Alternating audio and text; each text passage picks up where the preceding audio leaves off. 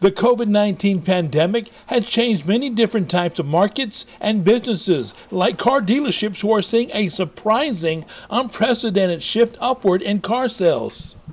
Post 9/11, General Motors, Chrysler, and Ford, the big three, made a big push at lower incentives, trying to keep the economy moving, keep people purchasing automobiles. Well, they did the same thing here this time, and they did some 0%, and they did some extended terms, which allowed people that might have been sitting on the fence waiting to purchase and allowed them to go ahead and purchase.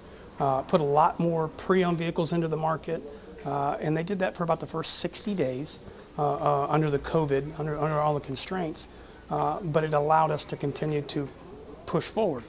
After spending the first few months of the pandemic barred from selling cars, dealerships weren't sure what to expect once business opened back up. Our focus in March, when all this started to unfold, was customer and employee safety, and that was paramount to us. Was that our plan was to make sure that we didn't panic, that we didn't close the doors and just wait. We just figured out another way to do business. We made it easier for the customer at their home, not having to leave their house, to test drive vehicles, and we would take vehicles, and we did it throughout our organization, and we have dealerships in 5 states. So we would take vehicles to a customer's house. We would clean and sanitize those vehicles in the customer's driveway. The customer would come out, inspect the vehicle, and perform a test drive there at their house. So it kept them in their environment and in their safe environment, and we were allowed to do this, and it made it work. We actually had one store that was closed because of local guidelines for the month of April, and still was able to sell almost 75 vehicles, which is about 65% of their normal number, with at-home delivery and just the processes that we put in place. President and General Manager Bill Denton at Alan Samuels Chrysler Dodge Jeep Ram of Aransas Pass says, despite all the CDC recommended changes at dealerships, many people are buying online. I think we were headed there already. I think we were probably, we got a big jump start on it over the last 7 months. But I think we were headed there already. The availability of information that's out there for the consumer when they're buying a new or pre-owned vehicle is 10 times what it was just 3 to 4 years ago, which is a great thing for the consumer because they can spend more time shopping at home in a safe environment, on their phone, on their home, on their PC, their laptop, their iPad, whatever they use. And then by the time they reach out to the dealership, they've already been able to make a decision, they've been able to review inventory, and the only thing they lack at that point is a physical test drive and touching the car. So, I mean, financing, everything can be done before they walk in there. And it ultimately, this business is about making it as simple as we can for our customer.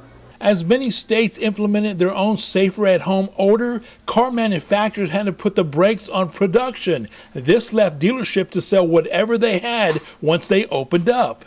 The drawback here is that with no incoming new vehicle inventory, well, they were depleted, harder to sell, used cars start to stack up, and then it starts affecting used car values a little bit.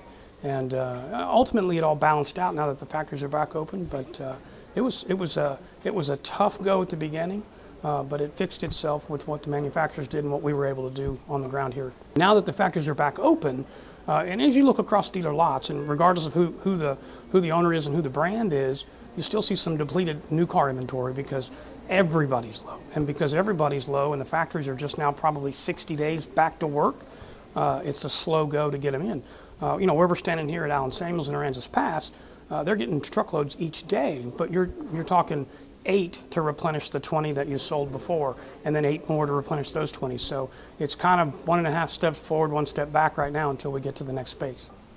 Despite bad economic news and record unemployment, many are still buying vehicles, which allows them to continue to be leaders in their community, and their giving often inspires others to make a difference as well, which pays dividends for all.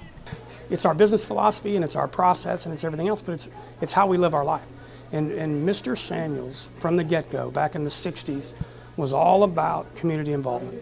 And then when he got his first dealership in 1983, that's all he's taught us, those of us that work for him, and all the dealerships that we own, and all the ones that we have owned, is community involvement is key. You take a piece of what you make, and you put it back into the community that helped you make it, and you make friends. And our come by, let's be friends is it's not a slogan, it's a way of life. And that's the way that he taught us. We lost him in April, and he passed away April 24th of 2020 of this year. But all of that continues forward in his honor and for his legacy, and we will continue to be part of that. In spite of COVID and all the things that we've faced and all the things that the consumer has faced, we made a point of trying to do everything we could to stay involved.